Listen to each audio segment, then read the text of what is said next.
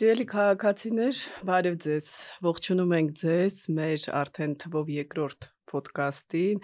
Ինչպես գիտեք, ես միայնակ չեմ վարում ոդկասթը, մեզ հետ է բոլորիդ կողմից շատ սիրված քաջ հայտնի քաղաքագետ Հարություն Մկրտչյանը։ Ողջույն Հարություն։ Մենք նախորոք քննարկել ենք, թե Հայաստանում որ իրադարձություններն են առավել զգայուն եւ առավել հրատապ։ Կարծում եմ կարճ վերնագրերով անցնենք եւ հետո կխոսենք արդեն ընթացքում։ Ինձ թվում է չեն կարող չանդրադառնալ, որքան էլ չցանկանանք Հայաստանի երկրորդ նախագահի եւ երրորդ նախագահի հայտարարությունների։ Ինքան էլ հաճելի բան չի իրականում։ Հաճելի չի, բայց նրանք մեր այո, կյանքի մասն են կազմում։ Այո, երկրորդը իմ կարծիքով պետք է նորքի իրադարձություններից անպայման խոսենք, որովհետև հիբրիդ պատերազմների, ուրեմն այսպես ցանկի մեջ կարելի է ասել, որ հենց այսպես իրադարձություններն են մտնում, հատկապես որ գիտենք Ռուսաստանը նոր այսպես կոչված ներկայացուցիչ ունի նշանակված Հայաստանում, կարելի է խոսել Ղարաբաղի Արցախի նախագահի ընտրությունների մասին, որ սպասվում են, դա էլ է շատ հետաքրքիր իրադարձություն, այդ ֆոնի վրա Վիտալի Բալասանյանի նամակը ուղղված Մայիսին եկեք բաց չթողնենք այսօր անպայման, որովհետև այնտեղ հետաքրքիր եւ ուշագրավ նաեւ զարգացումներ է տեղի ունենում։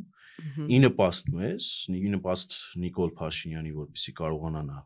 դա օգտագործել եւ ինչպես Ալեն Սիվոնյանն ասում, առևտրի առարկա դարձնել, վաճառել եւ ինչու ոչ հայկական շահը չստորադասել այդտեղ, դրա մասին անպայման պետք է խոսենք, որովհետեւ որքան մոտենում ենք մայիսի 9-ի օրվան, այնքան մեզ համար պարզ է դառնում, որ Նիկոլ Փաշինյանը կարծես թե իր որոշումը դեռևս չի փոխել կամ գոնե թե այսօրվա ազգային ժողովի նախագահ Ալեն Սիմոնյանի ճեպազրույցի ժամանակ տպավորություն ստեղծվեց, որ Ալեն Սիմոնյանը չի բացառում նաև իմ կողմից առաջ քաշված հայտնի մեթոդը կիրառել, դա կորոնավիրուսի թեստի հանձնումն է, ինչու ոչ հիմա տարածված է կորոնավիրուսը, գուցե վարչապետը եւս շատ է գյուղերում շրջում, պտտվում էր համերկրացիների հետ հանդիպում, ձեռքով բարևում, դե հիմա վարակվել է, չի գնա, պատճառը եւ կարա լինի։ Այսինքն սրանից եւս խոսենք, հաջորդ թեմաները։ Եթե ժամանակ մնա, որտեվ շատ են թեմաները, կխոսենք նաեւ միջազգային իրավիճակը, ռուս-ուկրաինական ռազմաճակատում, քանի որ դա մեծ ազդեցություն ունի, կարծում եմ, հենց հայաստանյան ուղղությամբ, հայ-ադրբեջանական բանակցությունների, այսպես, եթե եւ առաջարկում եմ այսօր սիրելի հայրենակիցներ, մենք տեղավորվենք 1 ժամվա մեջ, որպեսզի նաեւ մարդիկ հնարավորություն ունենան ամբողջությամբ դիտելու եւ ամբողջությամբ դիտեն, պետք է հորդորեն, որ կիսվեն, լայքեն, տարածեն, որովհետեւ առաջին ինդիկատորը եւ ազդակը այդ կիսվելը, լայքելը եւ տարածելն է, որը մեզ ոգևորում է եւ հետագա շարունակականության համար հիմք է ծառայում։ Առաջին թեման խնդրում եմ քեզանից առաջ բերել, այո, ներողություն եմ խնդրում, եթե ձայնի հետ խնդիր կլինի, վատառողջ եմ մի փոքր, եկեք խոսենք Ռոբերտ Քոչարյանի եւ Սերժ Սարգսյանի հարցազրույցների մասին, մեկ էսպես թեմայով անդրադառնանք, որովհետեւ իմ կարծիքով ուսանողների հետ շփման, ուսանողների հետ, դա Սերժ Սարգսյանը սիրում է այդպես կրթական միջոցառումների մասնակցել։ Եկեք ուրեմն Սերժ Սարգսյանից սկսենք, էլի տողատակերով, Հարություն ջան, որքանով ես հասկացա, մեկ երկրորդ նախագահային ակնարկ, դուք հարցի տվել եք երկրորդ նախագահին, որ ասեց կան մարդիկ նյարդայնանում են, որ ես Լևոն Տեր-Պետրոսյանի հետ հանդիպում եմ, հաստատ Փաշինյանի նկատի չունի, թե չէ կասեր, թե կապիտուլյան դեր ոճով։ Այսինքն էլի այսպես կսմթում է Ռոբերտ Քոչարյանին, այնտեղ Մավել Գրիգորյանից խոսեց, ես ուշադիր էի այդ հատվածը, որ նա հերոս է, տուշոնկա չէր գողանա, ու այստեղ մի փոքր անվստահություն է ներշնչում Սերժ Սարգսյանը, որովհետև իր թիմակից Արտուր Վանեցյանը հիշում եք այդ տուշոնկաների օպերացիայի հեղինակներ, հիմա արդեն չենք խոսում մեղավոր էր Մավել Գրիգորյանը, թե ոչ։ Արտուր Վանեցյանին հիմա հարցեր չկա, ինչպես Սաշիկի մասով հիմնարկը քո կողմից ղեկավարվող հիմնարկը այդ օպերացիան իրականացվեց, օպերացիան որքանով էր հավաստի, որքանով էր դրա տակ իրական հիմք դրված, որքանով ոչ, գիտեք պետքա զերծ մնալ, ես կարծում եմ, գուցե ժամանակին այլ տեսակետ ունեի, բայց հիմա հաշվի առնելով, որ այդ օպերացիայի կնքահայրը եղել է Արտուր Վանեցյանը, պետքա մի փոքր զերծ մնալ եւ վերապահումներով մոտենալ։ Եվ հաշվառը որ նրա որդին էր եկել ՀՀԿ գրասենյակ։ Ինձ համար այդքան հետաքրքիր չի ինչ ասում Սերժ Սարգսյանը, անկեղծ եմ ասում։ Հարցազրույցները չեմ կարողանում նայել, խոսքը չեմ կարողանում նայել, առհասարակ Սերժ Սարգսյանի դեմքին էկրանից այն կողմ չեմ կարողանում նայել, որովհետև ես 2018 թվականին այդ համաժողովրդական զզվանքն եմ ապրել, դրանից առաջ եմ ապրել, իր կառավարման տարիներն եմ ապրել,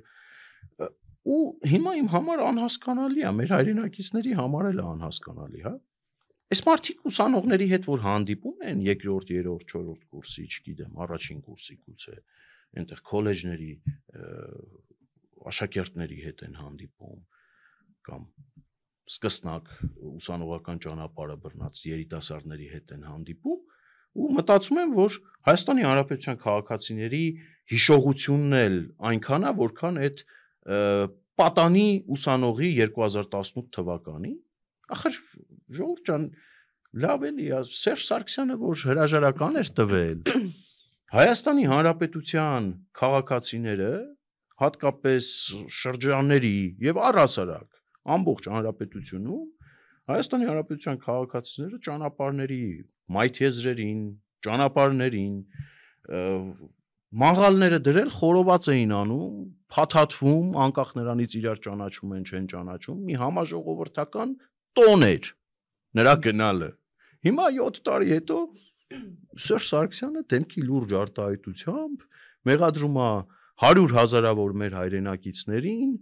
արտաքին հետքեր է այդտեղ փնտրում, լավ է հասկացանք, ասենք թե, իսկ իրականում ես դրան չեմ հավատում, ի սկզբանե ասեմ, ասենք թե Սերժ Սարգսյանը ինչ որ հրաշքով ճիշտ է։ Բալավ այդ համաժողովրդական զզվանքն ինչով եք բացատրում, ասենք կառավարման տարիներին այդ մարդիկ ապրել են, չէ՞։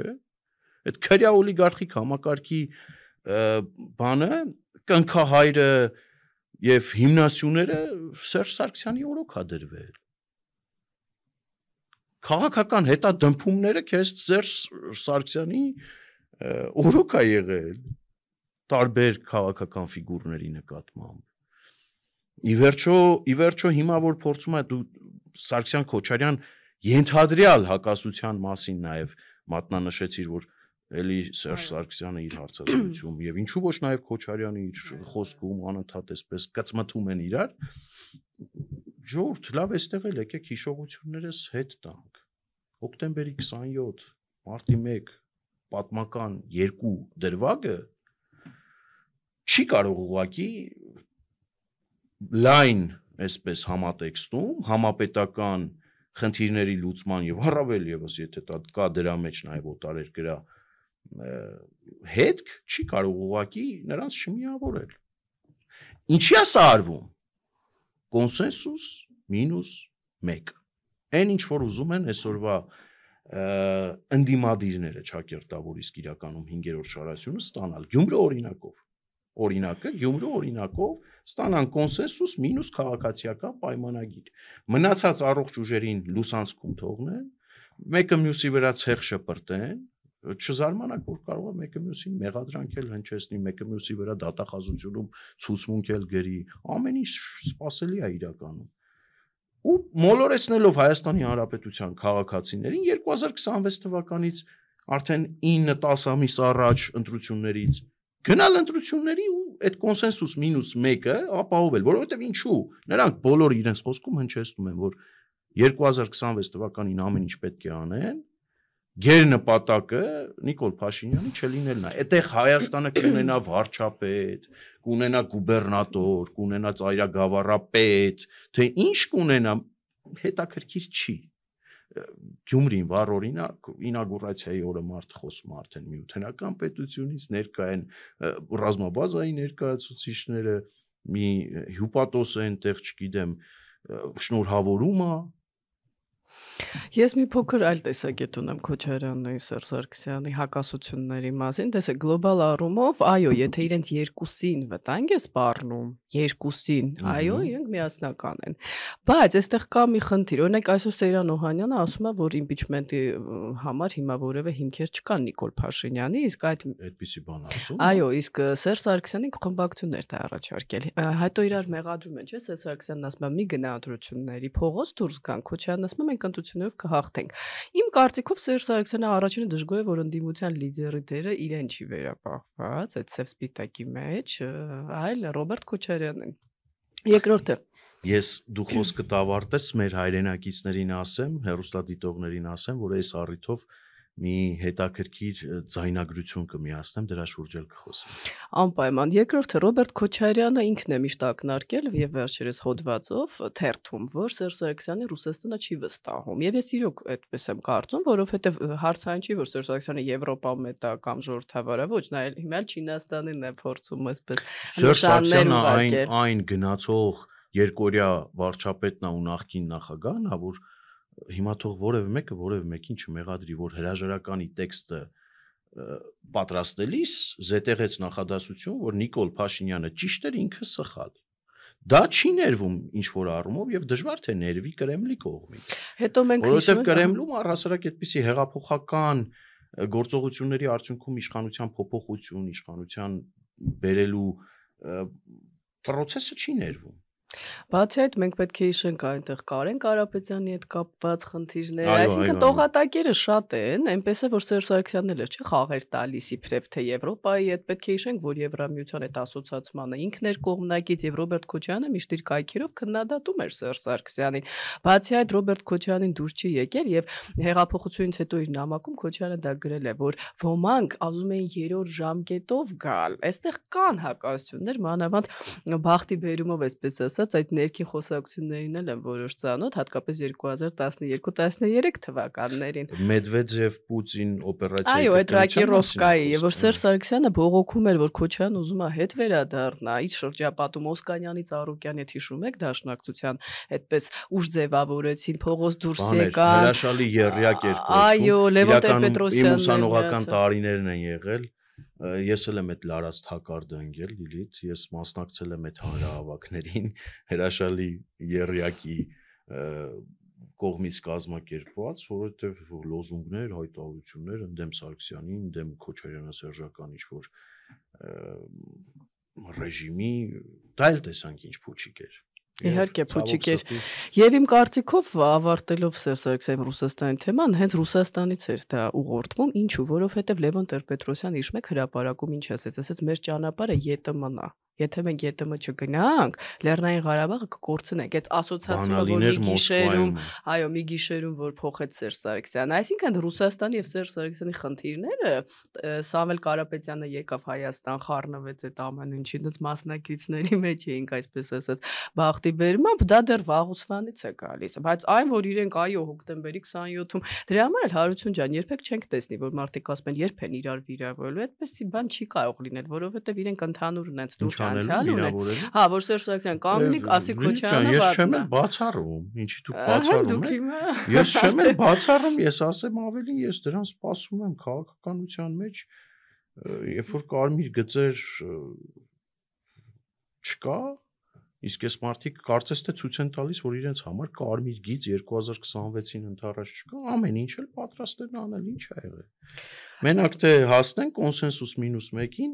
դուրս թողնեն, այսինքն մերժեն այս իշխանության ընտրություններով, ստանան այդպիսի իրավիճակ, առողջ ուժերը մնան լուսանցքում, չհայտնվեն խորհրդարանում ու Հայաստանի Հանրապետությունը դարձնեն ծայրագավառ, մի ծայրագավառապետ էլ կգտնեն էլ իրենց մեջից։ Այդ հա, իրենք երկուսն էլ շատ են սիրում իշխանություն։ Ես այստեղ հենց այստեղ ուզում եմ միացնել մի ձայնագրություն եւ այս ձայնագրությունը, գիտեք, լավ, միացնեմ մեր հայրենակիցները դրա գնահատականը կտան։ Поскольку мое вхождение в политику и активное противостояние действующим властям сразу после известных событий 2018 года произошло по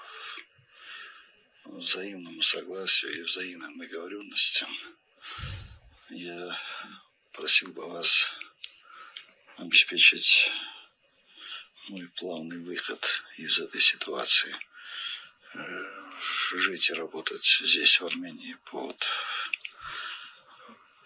постоянным прицелом и в статусе заложника считаю неприемлемым. И ваше слово имеет здесь решающее значение. Не в состоянии просто вам отказать никак. Поэтому я просил бы обеспечить мой плавный выход из этой ситуации. Սա Հանրապետության ոչ բարով երկրորդ նախագահ Ռոբերտ Քոչարյանի ձայնն է ըստ երևույթին, իմ ասա դաշտ են նետել քաղաքացիական պայմանագրի падգամավորներ այս ձայնագրությունը, ուշագրավը նա է, որ որևէ մեկը միջև այս պահը չի դիմել դատարան, որպեսզի սրա իսկությունը եւ հավաստիությունն ու արժանահավատությունը պարզի, ըստ երևույթին գուցե դժվար թե դատարանը կարողանա դա ոչ այնքան արժանահավատ համարել, դրա համար չեն դիմում դատարան ու ինչ ունենք։ Այսինքն երկրորդ նախագահը ըստ այս ձայնագրության խոսում է ինչ-որ մայորի, փոխգնդապետի կամ գնդապետի հետ, թե չգիտեմ խոսնակի հետ, թե անձամբ Պուտինի հետ, ով գիտի, հակառակ կողմից ձայնը չենք լսել։ Ու ասում է, դժվար է ինձ համար աշխատել ուղիղ նշանառության տակ, ապրել եւ աշխատել Հայաստանում, ուղիղ նշանառության տակ, եւ ես ունեմ իրավիճակից դուրս գալու ելք։ Եվ դիմում եմ ձեզ, ենթադրյալ անձնավորությանը կամ շրջանակին, որ իմ իրավիճակից դուրս գալու պլանը հովանավորեք, աջակցեք, չգիտեմ երբ վայա ձայնագրությունը, բայց առաջարկում եմ հիշենք աշնանային տերևաթափ էր, ինչ էր, այդպիսի մի ահաբեկչական խմբավորում բացահայտվեց։ Մեդվեդևի կողմից Թվիթերյան գրառման արդյունքում գրառման մեջ ֆիզիկական սպառնալիքի կոչեր հնչեց։ Դրանից հետո ինչ որ Արբատում գնացին պարապեցին բան, եկել էին այստեղ կամ ուզում էին այստեղ ըստ նախնական հաղորդագրության ու հիմա էլ կալանավորված են։ Ուզում էին այստեղ բան փոխել զենքի գործադրմամբ։ Ուր է տանում սա։ Սա հիբրիդային հարցակման, հիբրիդային պատերազմի վառ օրինակ է, հովանավորվող, լավ, եթե չասենք Պուտինի առնվազն մակարդակով, առնվազն Դմիտրի Մեդվեդևի գրառումը դրա մասին վկայում է։ Փաստերի հետ կռվել չենք կարող, լավ, այստեղ որևէ մեկս ցնդաբանությամբ չի զբաղվում։ Փաստերը դնում ենք, համադրում ենք, puzzle-ը հավաքում ենք ու փորձում ենք մի հատ պատկեր ստանալ։ Ինչ է սա Հայաստանի Հանրապետության դեմ։ Սահուն անցուցա բերենք կապենք հիբրիդային պատերազմը եւ մայիսի 9-ը մեկը մյուսի հետ կապենք, մայիսի 9-ի մասով նաեւ ես հավելում մի քանի բան կբերեմ, տվյալ կբերեմ, որ կարծում եմ չարժի այնտեղ գնալ։ Ինչ կարծիք ունես։ Նախ նույնիսկ եթե այս ձայնագրությունը չլիներ, իսկ ում համար է գաղտնիք Ռոբերտ Քոչարյանի վերաբերմունքը Վլադիմիր Պուտինին, այն որ նա անձնապես շնորհակալ է իր անվտանգությունը այստեղ ապավելու համար, եկեք չմոռանանք, որ դատավարության ժամանակ սիստեմայի տնօրեններից մեկը միլիոնավոր, հիշում եք, դրամների ուրեմն գումար վճարեց, որպեսզի Ռոբերտ գրաֆ Քոչարյանը գրավով ազատ արձակվի, այսինքն նույնիսկ եթե չլինեին այսպիսի ձայնագրություններ, որևէ նորություն Ռոբերտ Քոչարյանը այստեղ չի ասում։ Երկրորդը, իհարկե սա զազրելի է, ելնելով նրանից ես հասկանում եմ, որ դու ինքնիշխան հայկական պետականության ղեկավարներից ես եղել երկրորդ նախագահ, հզոր, այդ առումով շատ խղճուկ ձայնագրություն է։ Իսկ եթե ոչ, շատ պարզ է։ Երկրորդ հարցը այստեղ, լավ, բա իշխանությունները որ ասում է ձեզ որևէ մեկը չի կարող ասել ոչ։ Եկեք այդ խնդրին նայենք, իսկ ինչու չի կարող ասել ոչ։ Իսկ ինչու ազատ արձակվեց Ռոբերտ Քոչարյանը։ Իսկ ինչու նա մինչև հիմա կա։ Բացի այդ, ես մի բանին էլ ուզում ուշադրություն հրավիրել, իհարկե կարող է ծիծաղելի թվալ, իսկ ով է ասել, որ Վլադիմիր Պուտինը չի որոշել Քոչարյանի դերը այստեղ անդիմադիր լիդերի, այսինքն հա, իրոք Քոչարյանը կարող է ուզում է գնա, բայց գումարներ եթե թողում է, որ դու վաստակես, հատկապես քո երկրի պետական շահերի գույք պարտքի դիմաց, հետո պիտի դա աշխատես, չէ՞, եթե դու ծրագրի մեջ ես մտնում, ինչպես Բաքվում մեր գերիներից ոմանք, ում մենք ցավակցում ենք։ Ծրագիր էլ կա, Լիլիթ ջան, դա էս մի հայտար։ Այս պատերազմը ինչ որ եղավ, չպետք է լիներ։ Այս պատերազմը հրահրվեց մեր կողմից, հայերի կողմ, հայկական իշխանության կողմից, այո։ Այսինքն լավ ի՞նչ է նշանակում այս պատերազմը հրահրվեց մեր կողմից, հայկական հայերի կողմից։ Էլի մենք պետք է ոստիկանության այս պատերազմը հրահրվեց մեր կողմից, հայկական հայերի կողմից։ Լավ, այսպիսի հայտարարություն կարող անի, օրինակ, Ուզբեկստանի դիչի վիճակագրական քաղաքացին, երբ որ խոսա հայերի մասին։ Սա կարող խոսա Ադրբեջանի նախագահ Իլհամ Ալիևը ու խոսում է մեր հայերի մասին։ Հիմա լավ, բայց չի բացատրում ինչով հրահրվեց, ես այդպես էլ չեմ հասկանում միտքը, որ ասեց Արցախ Հայաստանը եւ վերջ, բայց երբ որ դուք Թուրքիայի դրոշը վառում եք Երևանի կենտրոնի եւ Ադրբեջանի, չեք հրահրում Թուրքիային։ Նա չէ։ Ադրբեջանին չեք հրահրում։ Բա որ հարցակվի, ինչ եք անելու։ Իսկ դու ինչ մտածում ես, որ այս մարդիկ չեն ուզում հրահրեն։ Ինչի մասին է խոսքը։ Գնալու են Ամերիկա։ Նախ արի ֆիքսենք, որտեղից իրենք քաղաքական կշիռ ու քաղաքական գործոն դարձան։ Այն պահից, երբ որ Լեռնային Ղարաբաղում սկսված լայնածավալ ռազմական գործողությունների արդյունքում մենք ցավոք սրտի տվեցինք զոհեր, ունեցանք տարածքային կորուստ, ունեցանք նոյեմբերի 9-ը։ Հույզերի էմոցիաների վրա խաղալով, այն մեկը, այն մերժվածը օրենքի ուժով մի կերպ Շեմն էլ չէր հաղթահարել, օրենքի ուժով մի կերպ եկավ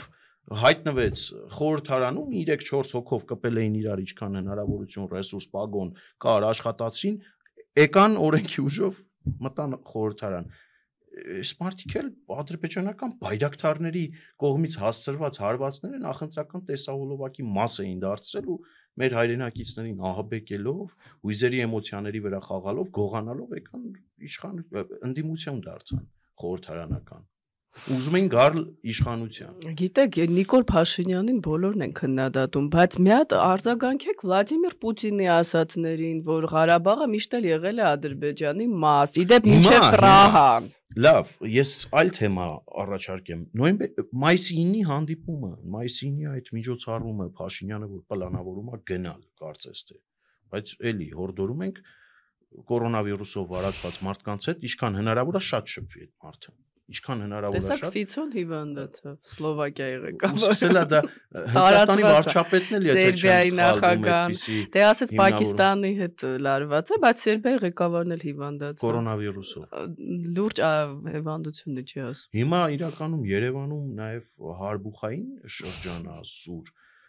Ուղեկցվում է բարձր տաքությամբ Պուտինն էլ վախում է իր կյանքի համար։ Վլադիմիր Պուտինն էլ դե ահա որ հիշում եք այդ սեղանները 3 կիլոմետր։ Լավ, օրինակ հիմա ինչի պիտի չգնա Նիկոլ Փաշինյանը մայիսի 9-ին։ Ասեմ, հետաքրքիր հանգամանք է ի հայտ եկել։ Ադրբեջանը, որը միջև էս պահը դեռևս կարծես թե չի հաստատել կամ կծկտուր է հաստատել գնալը Ալիևի Մոսկվա, ուղարկել է զորախ խումբ, որը պետքա անցնի կարմիր հրապարակով, զորախմբի մեջ ընդգրկված են Լեռնային Ղարաբաղի դեմ պատերազմ անցած զինծառայողներ, այսինքն մեր աղբերներին սպանողներ։ Ու պետքա կարմիր հրապարակով պես Յաշմայանման խումբը ադրբեջանցիների անցնի։ Լավ, Նիկոլ Փաշինյանն ասել ընկելա կրակը, որ պիտի գնա։ Հիմա էս Քոչարյան, Սարգսյան, բան էս ռադիկալներին հարցնեմ, էլի ընդդիմության որ անընդհատ ամեն անտեղին առիթով քննադատում են։ Դուք բան չունեք ասելու Փաշինյանին։ Լսել ես հայտարարություն, օրինակ, երրորդ նախագահի գրասենյակի կողմից, լսել ես հայտարարություն Քոչարյանի գրասենյակի կողմից, որ ասեն, եղբայր, ադրբեջանցիները, մեր տղերքին սպանողները, իրական պատերազմի ռազմի դաշտում գործողություններին մասնակցածները, քո դիմացով հպարտ քայլելու են։ Դու սա ո՞նց ես բացատրում։ Իրանք հարցեր չունեն, դե ախր կարող են երկուստ այդ հարցերն ունեն, բայց այսպիսի զանգերը եւ այնտեղից ենթադրյալ մայորները, փոխգնդապետերը, գնդապետերն ու խոսնակները գուցե թույլ չեն տալիս։ Ու մայիսի 9-ին միանշանակ Փաշինյանը քանի դեռ որոշումը չկա հրապարակված, մայիսի 9-ին բոլոր հնարավոր անհնար պատճառներն ու առիթները պետքա բերի, որպեսզի չգնա այնտեղ։ Եթե մատնանշվում էր միջև այս Հնդկաստանի վարչապետի այնտեղ ներկայությունը, որ կարող է մեր շահերը համընկնի եւ տեղում առանձին ինչ որ միջանցքային ոտի վրա քննարկումներ լինի եւ ես իմ դարակազմիկ բաներ որոշվի։ Հնդկաստանի վարչապետի հետ եք ուզում հանդիպեք, կազմակերպեք, գնացեք հանդիպեք։ Առավել եւս գնացեք հանդիպեք Պակիստանիա, Հնդկաստանյան էս լարվածության ֆոնին, բա գնացեք հանդիպեք, Պակիստանն այն պետությունն է, որ մեր անկախությունը չի ճանաչում։ Մեզ ընդհանրապես չի ճանաչում ու ասում այդ պետություն չկա այդպիսի։ Բա գնացեք Հնդկաստանի վարչապետի հետ հանդիպեք, պարզա որ Հայաստանը իր հնարավորություններով Հնդկաստանին եսիմ ինչ չի կարող անի ռազմական տեսանկյունից, բայց քաղաքական եւ դիվանագիտական աջակցությունը կամ գոնե նրա կողքին հայտնվել է այս этаպում, ապացուցեք ու արեք, ինչ Մոսկվայի Կարմիր հրապարակում պիտի Մունդիին հանդիպեիք։ Հնդկաստանի վարչապետը չի գնում։ Ովքեր են գնում Պակիստան, Չինաստան, Լուկաշենկո, Ալիևի Լեռնային Ղարաբաղում կրված զորաշ խումբ, Ալիևը կգնա, չգնա, չգիտեմ, անգամ եթե գնա Ալիև, հետո սա ո՞նց է բացատրվում։ Չինաստանի ղեկավարը 4 օրյա այցով է այնտեղ նա հատուկ մայիսի 9-ի համար չի գնում, սա մեկ, այսինքն դա էլ այնպես չի, որ հատուկ մայիսի 9-ի համար է, երկրորդը Պակիստանի դերը այստեղ շատ մեծ էր Ադրբեջանի օգնության, դա լոգիստիկ ճանապարհին էլ է վերաբերում, մեկ գոտի մեկ ճանապարհի մեջ է Պակիստանը, իսկ հյուսիս հարավը Հայաստանը, որ մաս է կազմում Իրանի հետ, Հնդկաստանի ճանապարհն է, այսինքն մենք փոքր ենք, բայց այստեղ լուրջ դիրք ունենք։ Ինչ վերաբերում է Նիկոլ Փաշինյանի գնալուն, ես ինքս իհարկե դեմ եմ, ուղղակի ես իմ տեսակետը որն է, ասում եմ, եթե պիտի գնա, եթե պիտի կամ փախանի կամ գնա, ավելի լավը գնա։ Կամ պիտի կտրի կապերը հապկի հետ ԵՏՄ-ի հետ միանգամից դուրս գա, կամ եթե դուրս չի գալիս, բայց հիվանդանում է։ Մենք ինչից ենք խոսում։ Մենք խոսում ենք հիբրիդային պատերազմի, գործիքակազմի ամենասուր կիրառմամբ, սուր միջոցների կիրառմամբ Հայաստանի Հանրապետության ներսում։ Ես չեմ վախենա այս արտահայտությունն անել, ընդհանրապես հիբրիդային պատերազմը Ռուսաստանի կողմից հռչակված նպատակ է հետապնդում երկիրը ներսից պայթեցնելու։ Մասիվի թաղապետարանի իրադարձությունը ինչ էր։ Սադրանք։ Ես չեմ արդարացնում բնավ բռնությունը։ Բնավ, բայց լավ ժողովուրդ, մենք այս երկրում ապրում ենք, ու իրականում բոլոր հարցերին է պետք է այսպես մոտենալ, հա, ջայլամային քաղաքականությունը կյանքում էլ լավ բան չի։ Մենք բոլորս այս երկրում ապրել ենք, այստեղ ծնվել, մեծացել, դաստիարակություն ստացել։ Հասկացանք, որ բռնությունը չի կարելի, անընդունելի է եւ դատապարտելի է, բայց էլի չգրված օրենքներ կան, չէ՞, մեր կյանքում, որ մենք բոլորս սրբորեն պահում ենք։ Ընտանիք, ազգային ավանդույթներ, որ եկեղեցի, որ որևէ մեկս այդ կարմիր գիծը չի ուզում անցնի եւ չի անցնում։ Իսկ ով ասեց, որ հայտնի բլոգերի այդ օվկիանոսից այն կողմ գործիքակազմը եւ գործելավոճը ամեն մեկիդ սազականանախ, երկրորդ ամեն մեկը կարա դրա տակից դուրս գա մարդկային առումով։ Ով ասեց։ Լավ, նայ այնտեղ։ Ու այդ իր ամենաշնորհն է իրականում, հա։ Դուք բոլորդ նրա չինական տեսակներին եք վերածվում ու այդ ես չեմ միայն ասում։ Այդ մեր հայրենակիցներն են ասում։ Որ չի կարելի կարմիր գծել հատել։ Հիմա ինչ է անում Ռուսաստանի Դաշնությունը, այս նոր Կիրիենկոյա ինչ է նոր նշանակվածը։ Հիբրիդային պատերազմ։ Լավ, այս ամեն ինչը որ մեր դեմ տեղի է ունենում, այս ամեն ինչից հետո կարծում ես մայիսի 9-ը որ պետքա գնալու բան քննարկել։ Մայիսի 9-ին պետքա գնալու բան քննարկել։ Լավ, ինչ պիտի քննարկի։ Անցած տարի օրինակ մի ձեռքբերում եղավ Զվարթնոց օդանավակայանից եւ հայ-իրանական սահմանային անցակետից ռուս զինվորականների դուրս բերումը։ Ես կծափահարեմ այստեղից մի 2-3 անգամ մի առանձին հաղորդման շրջանակում ներողություն կխնդրեմ, եթե մայիսի 9-ին Նիկոլ Փաշինյանի այցը բերի հապկից դուրս գալուն, բերի չգիտեմ 102-րդ ռազմաբազայի մնալու նպատակահարմարության քննարկման առնվազն այդ խոսակցության բացման, եթե շոշափելի ձեռքբերումներ լինի, այն ինչ որ դու ես ասում, բայց դու հավատում ես, որ այդպիսի բան կլինի։ Տեսեք, ես միայն մայիսի 9-ի մասին չեմ խոսում։ Երբ ես ասում եմ, որ մենք անդադ չպիտի փախչենք, կարող է Պուտինը մեզ հունիսի 1-ին էլ հրավիրում, որ մենք անդադ չենք հիվանդանալու։ Այսինքն կամ պիտի որոշել ավարտել այդ կապը վերջապես եւ դուրս գալ, եւ որ եվրոպացիներն էլ մեզ չասեն հիմա դուք հապկի մեջ եք թե ԵՏՄ-ի։ Եվրոպացիները դա չեն ասում, եվրոպացիները շատ ավելի կոշտ են խոսում մեզ հետ։ Եվրոպացիներն ասում են մայիսի 9-ին այն երկրի ղեկավարը որ գնա այնտեղ խոսի կամ այդ ամեն ինչին ներկա գտնվի առհասարակ այդ երկրի ղեկավարը չի կարա առնվազն Եվրոպայի հետ հարաբերություններ խորացված փայփայի։ Հենց դա է խնդիրը։ Նիկոլ Փաշինյանը պետք է վերջապես գնահատական տա Ռուսաստանը, արդյոք դաշնակից է մեզ հանդիսանում, թե ոչ։ Օրինակ մենք նախորդ հաղորդումը հենց այդ վերնագիրն է տենց էր, այդպես էր, չէ՞։ Այսինքն Ռուսաստանը օգտագործում է այն փաստը, որ Նիկոլ Փաշինյանը չի կտրել իրենց այդ կապերը, չէ՞։ Ինչ է ասում Տիկին Զախարովան, ասում է դուք դուրս եք եկել նոյեմբերի 9-ից, ոչ։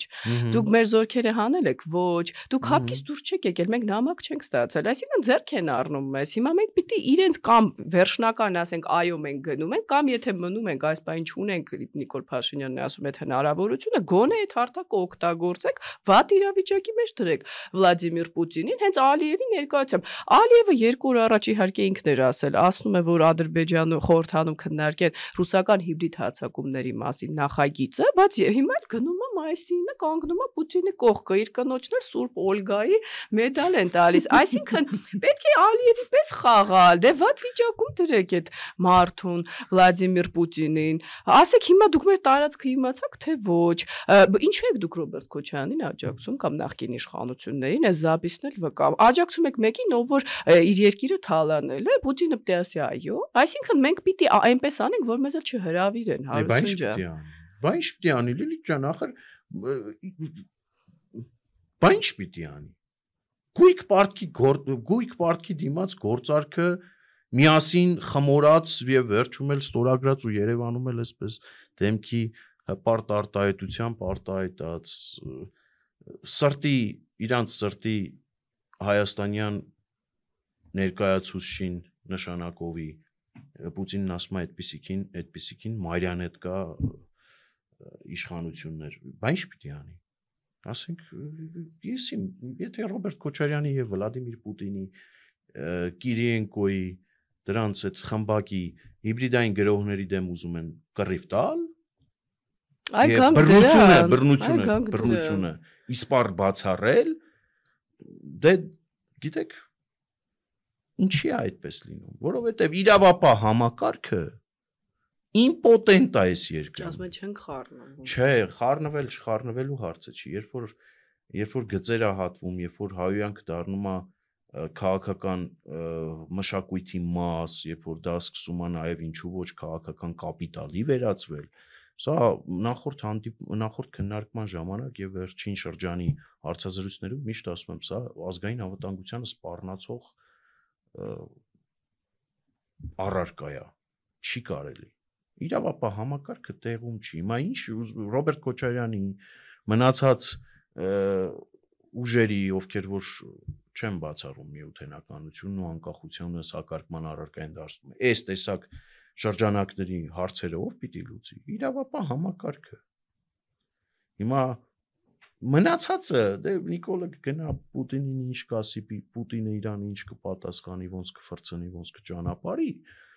Հարցի մյուս կողմն է անպտուղ կողմն է։ Դեմքին կասեն, հա մենք էլ ենք նկատել շփումները, այնտեղից բավականին շատ ձայնագրություններ է վերջին շրջանում մեզ գալիս, voice-երը բավականին հաճախակի առավոտ երեկո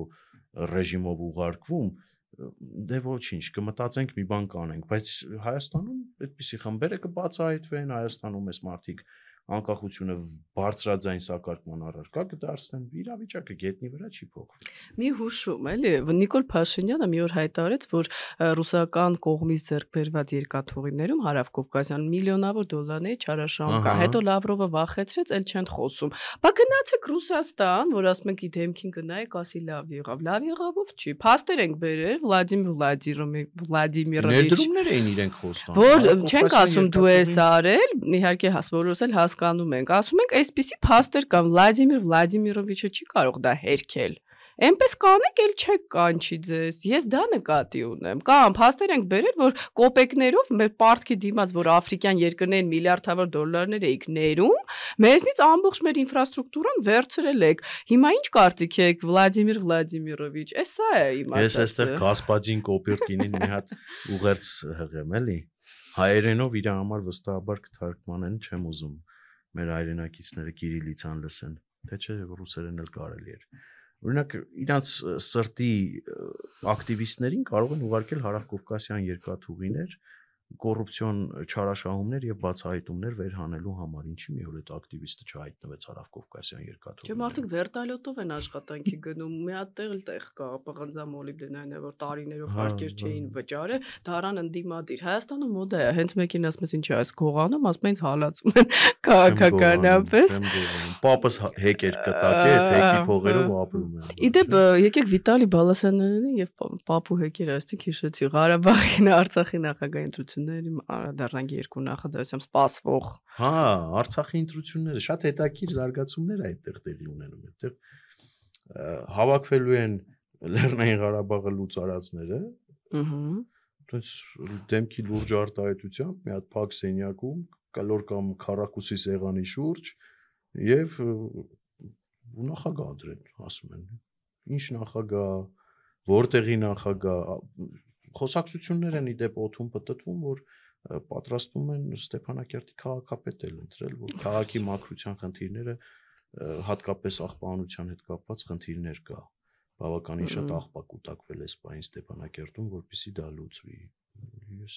անլուրջ է էլի իրականում։ Երևի նամակ է պետք գրել։ Այստեղ ես պետքա Լեռնային Ղարաբաղի մեր քույրերին ու եղբայրներին դիմեմ, որ այս ընթացքում գոնե իրենք պետքա իրենց մեջ գիտակցեին, որ առնվազն իրենց խնդիրների մասին խոսողի դեմքը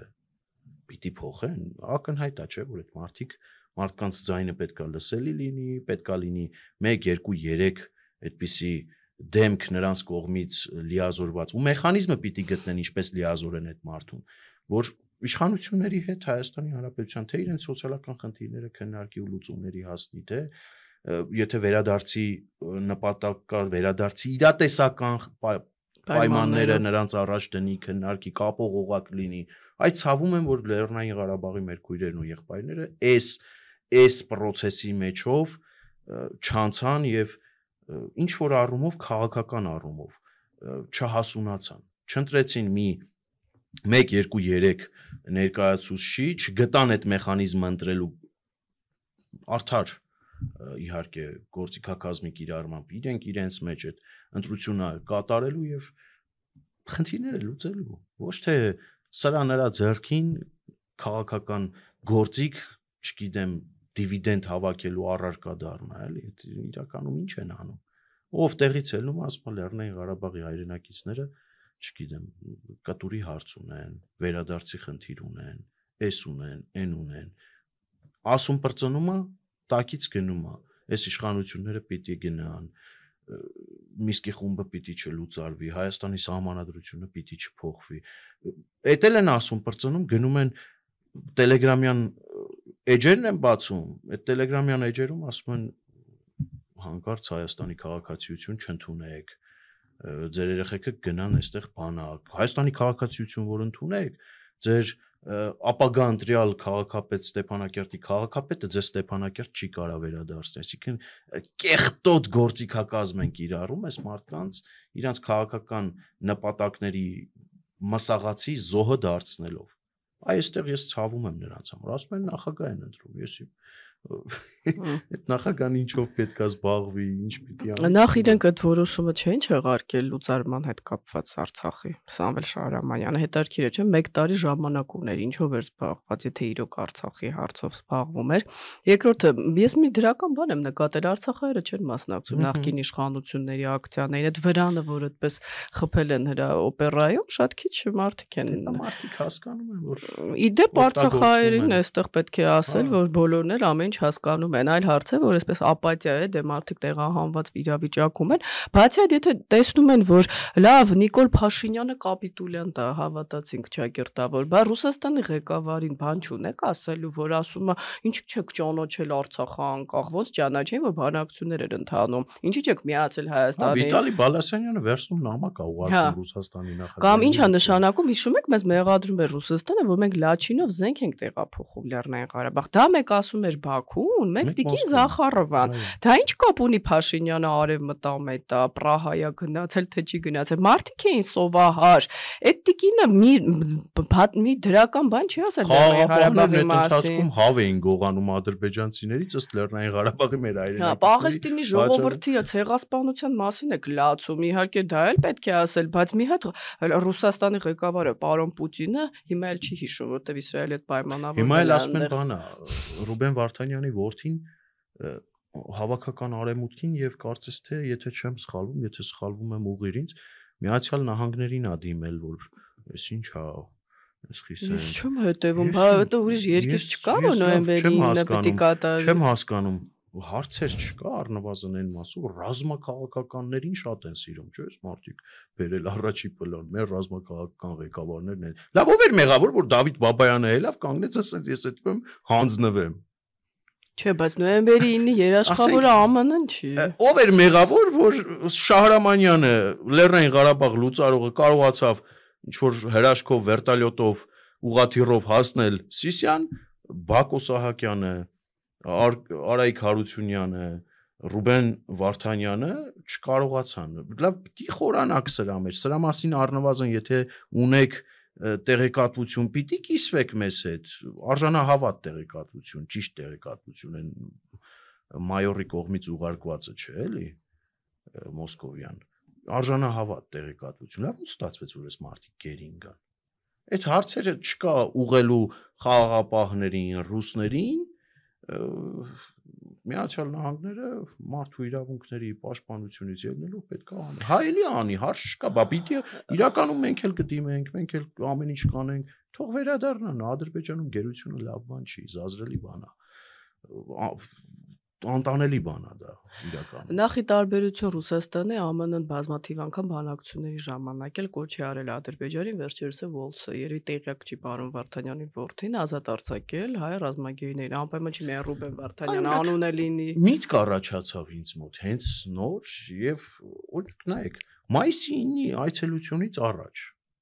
Ալեն Սիմոնյանն էլ ասում է առևտուր է քաղաքականությունը։ Օրինակ Նիկոլ Փաշինյանը կարա Լեռնային Ղարաբաղի այդ ռազմական գործողությունների արդյունքում գերեվարված մեր հայրենակիցների խնդիրը դրոշակ դարձնի, Պուտինը երրորդյա բանա, չէ, աղերսում Ուկրաինայից հրադադար։ Առևտրի մի տեսակ է։ Զելենսկին էլ ասում է 3 մատի բանաձև քեզ բունկերի առնետ։ Չի լինելու այդպես։ Առնվազն 30-օրյա հրադադար։ Հիմա Փաշինյանը կարողանում է օրինակ հարգելի քաղաքացիական պայմանագրի ներկայացուցիչներ, լավ։ Այցից առաջ գերիների հարցը վաճառի Պուտինի վրա։ Ասի եղբայր դու նախ նոյեմբերի 9-ի փաստաթղթով կողմ ես երաշխավոր, որ դա պիտի տեղի ունենա։ Կնքահայրն ես այդ փաստաթղթի, մի հատ էլ պարծենում էր, որ ինքն անաստեղ գրե։ Շատ լավ։ Որ Ալիևը զուգարանի թղթի վերածեց իր գրածը, էլի։ Օրինակ կարողանում է այս հարցը բարձրացնի։ Գերիների վերադարձ մայիսի 8-ի երեկոյան թող լինի Երևանի օդանավակայանում ապահովի, մենք տեսնենք, որ այս մարդը շոշափելի ձեռքբերում ունի այդ շփման արդյունքում, դե լավ, ժողովուրդ ջան, մի կերպ եկեք տանենք էլի, որ պետք է գնա այնտեղ կանգնի, ադրբեջանցիների հետ զորաշարժի ժամանակ էլ չգիտեմ, թող կոշիկը կոշկի։ Մի կերպ կտանենք, բայց կարա այս հարց օրինակ Նիկոլ Փաշինյանը, Ալեն Սիմոնյանը, Մատվիենկոն, բան այսպես զանգերով ակտիվ շփումներ, սրանք կարա ներգրավի Շարմազանովն է, Եդինայա Ռոսիայում ադրբեջանցիների հախից գալիս էր, չէ՞, իբրև թե Շարմազանովն էլ կարա, էլի, մեր երկիրն է, մեր գերիներն են, մեր եղբայրներն են, Քավլիցի, իրանց պետքա հետ բերել։ Հարցեր ունենք իրենց, իհարկե։ Օրինակ կարողանում եք համատեղ ուժերով մայիսի 9-ի այցը փոխարինել գերիներով։ Թե չէ։ Շատ հետաքրքիր միտք եք արտահայտում, նախ եթե թույլ կտաք Ռուբեն Վարդանյանը արևմուտքում միանշանակ չի ընկալվում, որովհետև նրա մասին հրապարակումներ կան, որ նա զբաղվել է Պուտինի լվացքատան գործողություններով, օֆշորներում, այսինքն Ռուբեն Վարդանյանին, որ ֆիլանտրոպ եք տենց ներկայացնում, Ավրորա մրցանակ, նա օֆշորներում դե այստեղի հայրենասերները հոդվածներ կան ԱՄՆ-ում, որ նա զբաղվել է անօրինական լվացման փողերի։ Դիրապետեիր մի քանի միլիոն դոլար կարողության վստահեցնում եմ քեզ այդպիսի ֆիլմերի պատվերներ, այդպիսի միջոցառումների կազմակերպման պատվերներ տալը գին արժի, այսինքն ինչի մասին է խոսքը այս աշխարհում։ Կամ գնում ես BBC-ում պաշտպանում ես արևմուտքի թշնամի Ռուսաստանին, ասում ես ոչինչ, թող իրանք վերահսկեն, ասում ես Ամերիկա ազատի Ռուբեն Վարդանյան, շատ ծանր է Ամերիկայի քարը։ Ես կուզեմ օրինակ որ Ամերիկան իրականում Ամերիկայի Միացյալ Նահանգների գործուն ջանքերի արդյունքում ազատվի, վերադառնա ամեն դեպքում ում ջանքերի միջոցով ուզում է թող ազատվի, բայց թող ազատվի այդ մարդը, գա այստեղ հարցեր կա ուղղելու, օրինակ։ Իհարկե։ Իրան, այլ եմ ասում, ինքնակամ ադրբեջանցիներին հանձնված Դավիթ Բաբայանին, ասեց հիշում եք, չէ՞,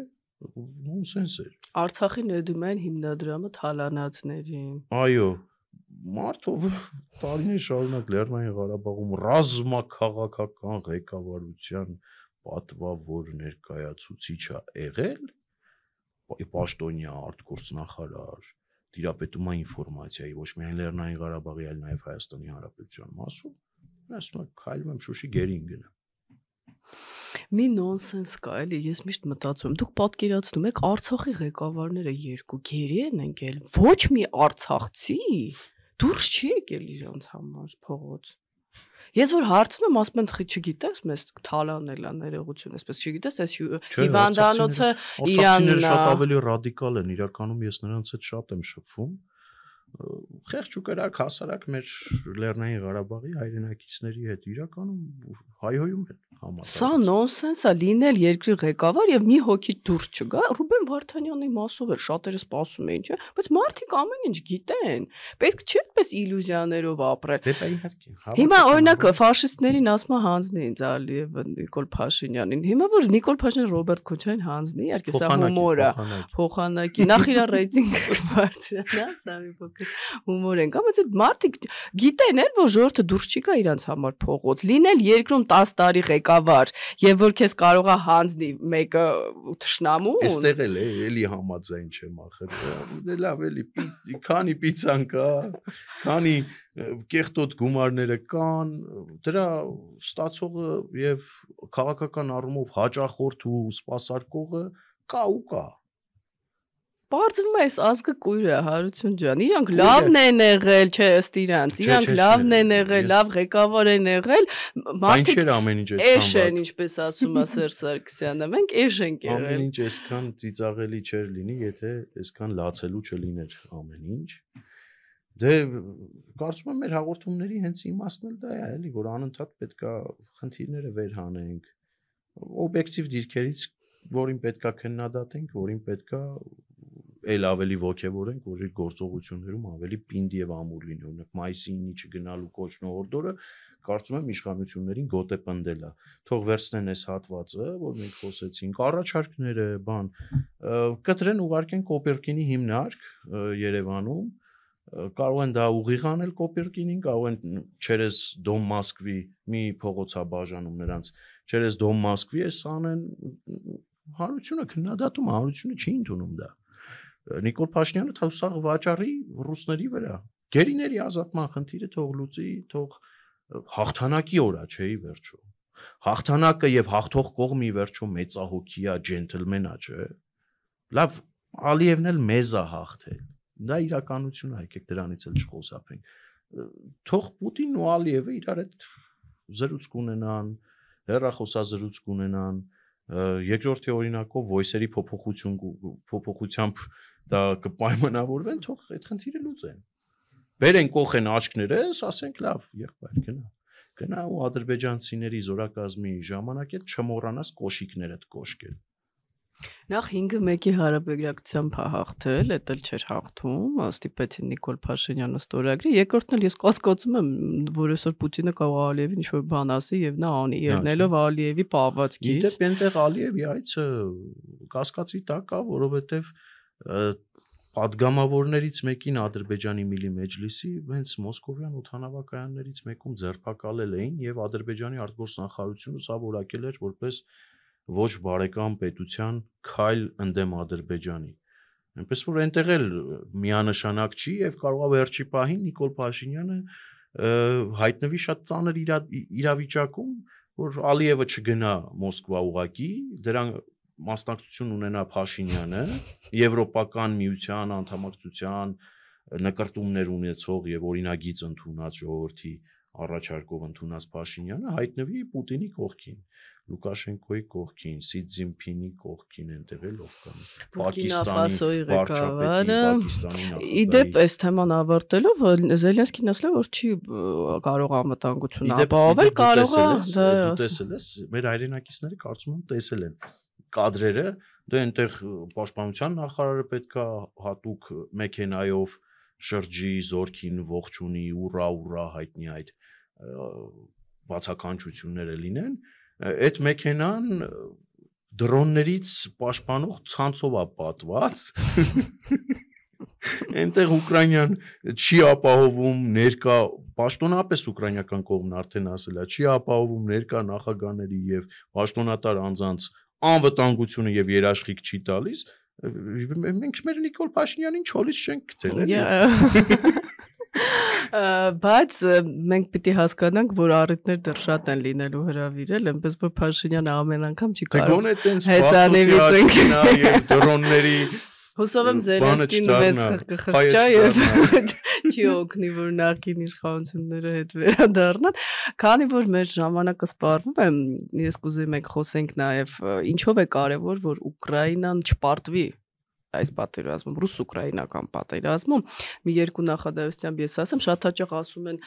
Ուկրաինա մեծ, մի կողմ, որ մենք իհարկե ցավում ենք հասարակ ժողովրդի համար, չեն կարող նայել ինչպես են երեխաներին սպանում, Պաղեստինի երեխաների խղճանք, իհարկե խղճում ենք, իսկ ուկրաինացիներին ոչ, հատկապես որ այդ միֆը կարծես ցնդում է, որ Ուկրաինան է վաճառել կասետայի ռումբերը, Ադրբեջանը։ Կասետային եւ այնտեղ ֆոսֆորային զենքի մասին էր խոսք գնում։ Ուկրաինա նախ այս ֆոսֆորային զենքի փուչիկը պայթեցնող մի հատ փաստ բերեմ, էլի։ Ժողովուրդ ջան, Մարիուպոլի պաշտպանությունը հիշում եք, ուկրաինական կողմը երբ որ պաշտպանում էր Մարիուպոլը եւ մարտեր էին ընթանում, ով օգտագործեց ֆոսֆորային զենք ուկրաինացիների դեմ։ Ռուսական կողմը։ Կամ որ ասում են Ուկրաինան շնորհավորել է Ադրբեջանին, հարևան Իրանն էլ է շնորհավորել, հետո Ռուսաստանն է առաջինը Ռուսաստանն է շնորհավորել։ Չէ, դուք շնորհավորում եք Ղրիմի համար, Կրիմն Ռուսաստանը միլիարդավոր դոլարների զենք է վաճառել, Բելարուսը վաճառել, շորերն էլ է, հայկական համազգեստը, որ ադրբեջանցիները թիկունքից գործողություններ են իրականացրել, կարծես թե կարվել է Բելարուսում այդպիսի խոսակցություններ էլ պատտվել։ Այդ ֆարսը, այդ ժողովրդական լեզվով ասած սուտը ավելի կոպիտ բառ է ուզում ասել իրականում մարդիկ էսա կասեն այդ որ ուզում են գցեն մեր գրպանը չի աշխատում էլի Նախ եկեք հիշենք, որ տարիներ շարունակ մենք ողջունում էինք Դոնեցկի, Լուգանսկի, Արայիկ Հարությունյանը, չէ՞։ Այսինքն, ասում են, какой привет, такой ответ, շատ ներողություն, էլի, հա, այսինքն ինչու պիտի Ուկրաինան չշնորհավորի, բոլոր առիթները տվել եք, որ շնորհավորի, բացի այդ Զելենսկին միշտ էլ ի տարբերություն նախորդ Ուկրաինայի ղեկավարների խամաճիկների Ռուսաստանի շատ դրական է վերաբերմունք արտահայտել հայերին, պարգևատրել են նրանց իրենց ծառայությունների համար Ուկրաինայում, այսինքն Ռուսաստանի ղեկավարի նման Ալիևի կնոջը սուրբ կոչում չի տվել, չի գնացել շահիդների պուրակ ծնկի եկել նրանց առաջ, իսկ դաշնակից Հայաստան չի եկել Եռաբլուր մի հատ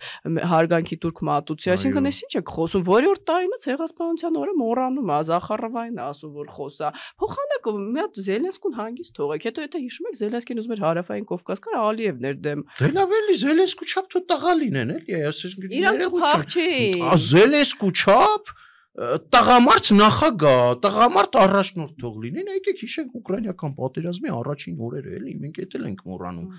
Բայդենը արդեն օթանավ էր ուղարկում Կիևից Զելենսկու այդ հեռանալու process-ը կազմակերպելու համար Զելենսկին մնաց Կիևի մատույցներից ռուսական զորքը հետ մղեցին, ասենք որևէ մեկս որևէ մի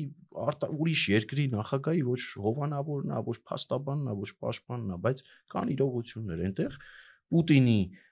ջանքերով, Պուտինի գործողությունների արդյունքում երեխաներ են զոհվում։ Խեղճ ու կրակ մարդիկ են, քաղաքացիական որին ասում է մեր նույն ազգն է, նույն ազգն է, նարատիվների նմանությունը, Ուկրաինան պետքա դենացիֆիկացիա տեղի ունենա, Ուկրաինայում պետքա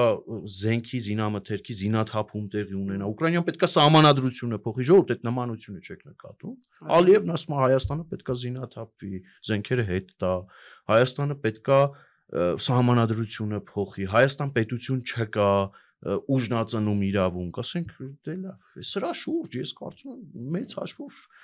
բայց շատ ճիշտ մի կարևոր բան ասիք, ուժնածնում իրավունք, մենք պիտի հասկանանք, արդյոք միջազգային իրավունքի կոլապսը ձեռնտու է Հայաստանին, եթե մենք ընդունում ենք, որ Պուտինը ուժեղի իբրև թե ուժեղի դիրքերից երկրները կարող են թելադրել, ուրեմն Թուրքիան էլ մեզ կարող է թելադրի, Ադրբեջանն էլ կարող է թելադրի, դուք փոխանակը պաշտպանեք միջազգային իրավունքը եւ տարածքային ամբողջականությունը, ասեք չէ Պուտինը ուժեղ տղա է, դե Ալիևն էլ է այս պահին ուժեղ տղա, Էրդողանն էլ չի համարա ուժեղ տղա, այս մարդը ոչ ասում ուժեղ տղա է, որ գա Լեռնային Ղարաբաղը ազատագրի, դաշնակցային պարտավորվածությունները կատարի, ուժեղ տղա է, որ Հայաստանում գուբերնատորի պաշտոնը մեկին Չէ, որ քնած մարդկանց սպանի,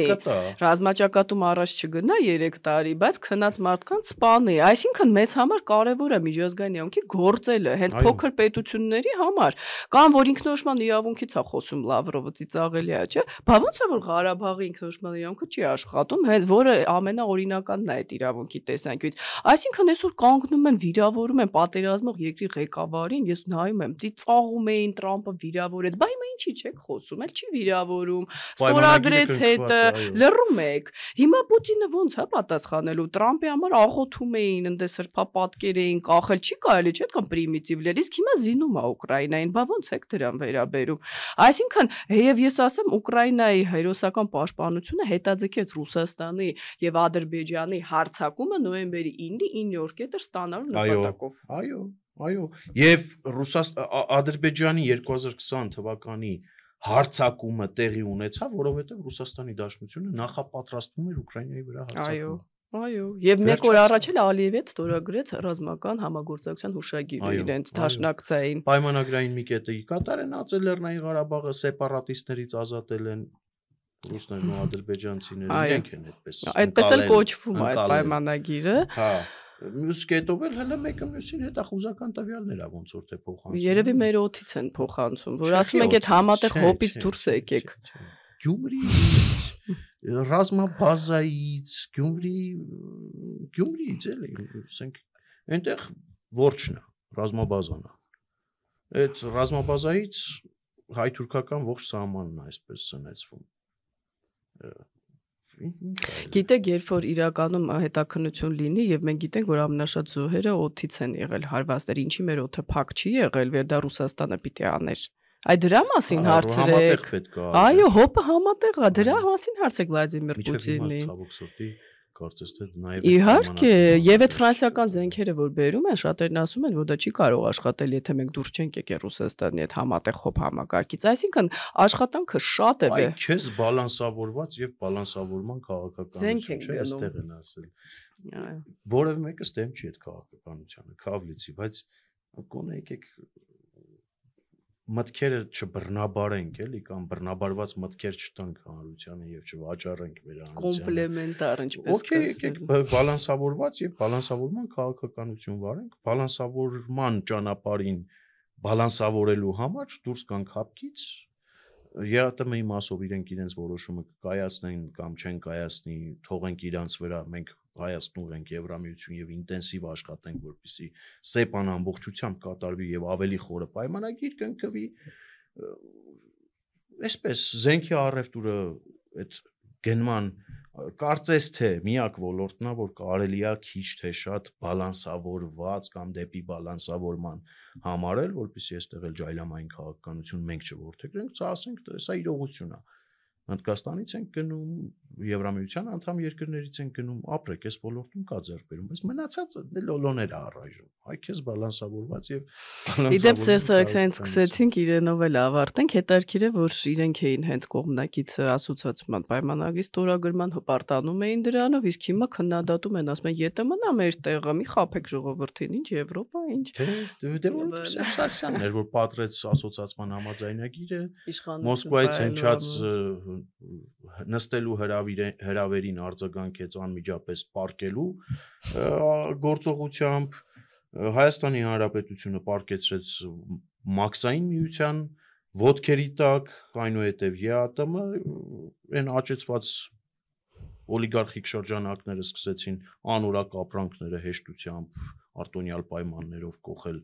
ռուսական անորակ շուկա, լավ այլի բոլորը չաղեն ուրախ եւ բախտավոր։ Բացի ժողովրդից։ Շնորհակալ եմ Հարություն ջան, սիրելի ունկնդիրներ, մենք պարբերաբար այսպիսի զրույցներ կունենանք ձեզ հետ, որովհետև թեմաները այնքան շատ են եւ մեր երկիրը այնպիսի լուրջ մարտահրավերների առջև է կանգնած եւ ներքին։ Իդեպ մեկնաբանությունների դաշտում կարող են մեր հայրենակիցները բավականին ակտիվ քննարկում ծավալել։ Կփորձենք հետևել մեկնաբանություններին։